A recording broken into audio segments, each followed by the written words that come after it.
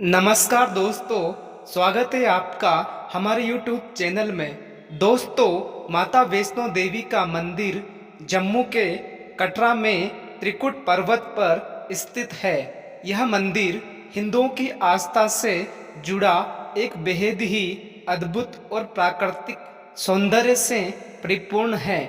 हर साल यहाँ लाखों श्रद्धालु देश के कोने कोने से आकर माँ वैष्णो देवी के दर्शन करते हैं और माँ का आशीर्वाद लेकर अपनी मनोकामना को पूर्ण करते हैं। आज के इस वीडियो में हम आपको माता वैष्णो देवी के जन्म के रहस्य के बारे में बताएंगे।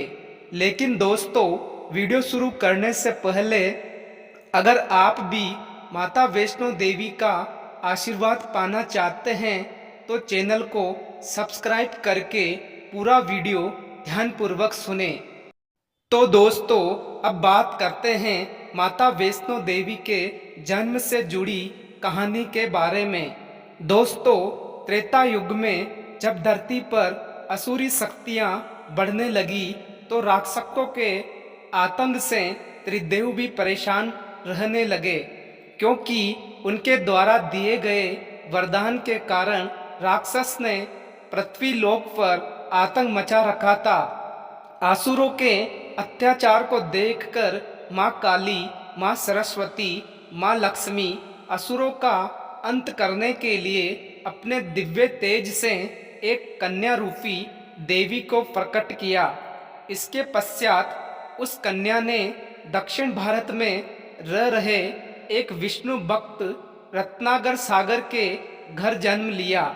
मान्यताओं के अनुसार रत्नाकर सागर लंबे समय तक निसंतान थे। वह भगवान विष्णु के परम भक्त थे, इसलिए भगवान विष्णु ने उन्हें वरदान दिया था, तुम्हारे घर में एक दिव्य कन्या का जन्म होगा। पुत्री के जन्म लेने के एक रात पहले ही उन्होंने वचन लिया कि वह अपनी बालिका की इच्छा के रास्ते में कभी नहीं आएंगे।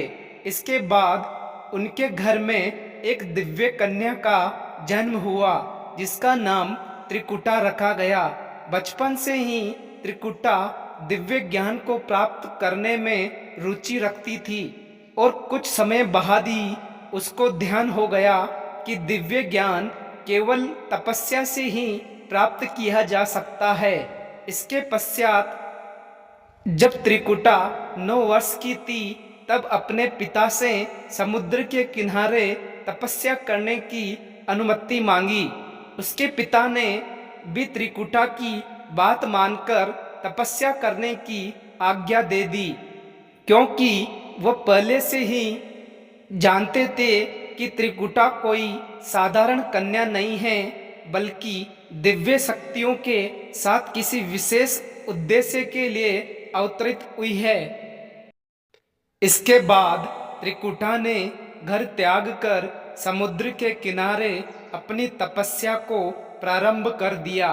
कुछ समय बाद समुद्र के किनारे प्रभु श्री राम माता सीता की खोज करते हुए वहां पहुंचे। उनकी नजर ध्यान में लीन इस दिव्य कन्या पर पड़ी। त्रिकुटा भी पहचान गई, प्रभु श्री राम कोई साधारण वनवासी नहीं हैं, बल्कि भगवान विष्णु के अवतार है।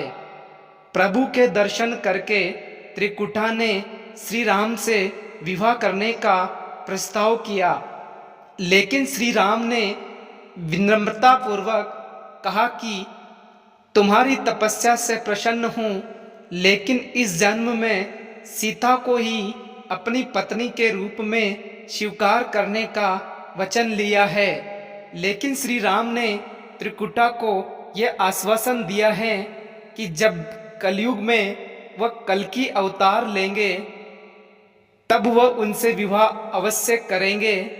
और उन्होंने त्रिकुटा को उत्तर भारत की पहाड़ियों में एक गुफा में ध्यान करने को कहा।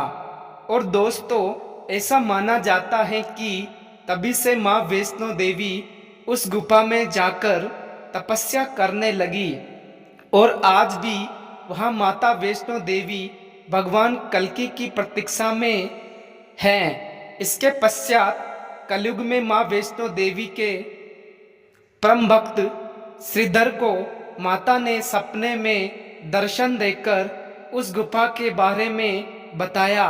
इसके पश्चात पंडित श्रीधर जी द्वारा वैष्णो देवी माता का मंदिर बनाया गया, जिसके दर्शन करने के लिए आज पूरे भारत से लाखों श्रद्धालु पहुंचते हैं। और दोस्तों, पौराणिक मान्यताओं के अनुसार रावण के विरुद्ध श्री राम की विजय के लिए माँ वैष्णो देवी ने नवरात्रि का कठोर व्रत रखा था। इसी कारण से नवरात्रि के 9 दिनों तक रामायण का पाठ किया जाता है। और दोस्तों, श्री राम प्रभु ने माता त्रिकुटा को वैष्णवी नाम प्रदान किया था और वचन दिया था कि समस्त संसार में माँ वैष्णो देवी की पूजा व आराधना करेगा और त्रिकुटा को वैष्णो देवी नाम से पूजा जाएगा और माता वैष्णो देवी भक्तों के सभी कष्ट को समाप्त करेगी। तो दोस्तों, हमारे द्वारा दी गई जानकारी अगर अच्छी लगी है तो कमेंट्स बॉक्स में जय माँ वैष्णो देवी अवश्य लिखें और चैनल को सब्सक्राइब जरूर करें। जय माँ वैष्णो देवी।